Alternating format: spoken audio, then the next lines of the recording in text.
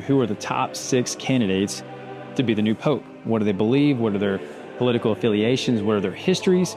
And how do we think they will be a new pope? As always, this is up to the Holy Spirit working through the College of Cardinals to elect this pope for us. But we're going to talk about those top 6 candidates and who we think could be the next pope. Cardinal Pietro Parolin, the diplomatic insider. He's faithful to traditional marriage teachings, yet open to dialogue with modern society.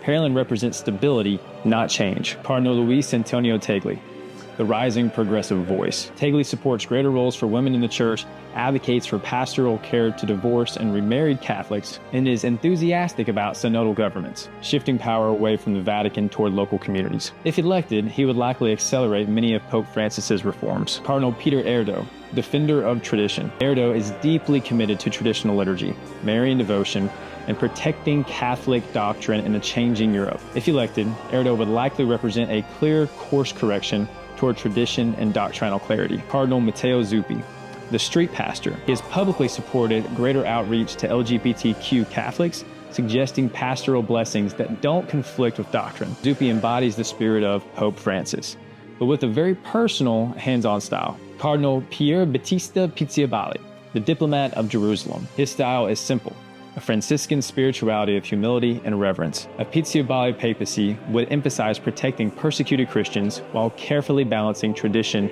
with mercy. Cardinal Robert Serra, the prophet of silence. Serra calls the church to silence, contemplation, and radical fidelity to tradition, believing only a deeply faithful church can survive the storms of the modern world.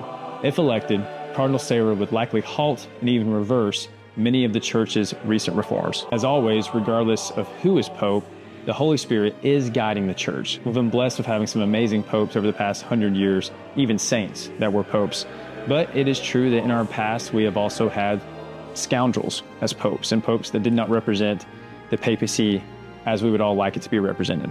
So either way, no matter who's elected, we believe in the Holy Spirit.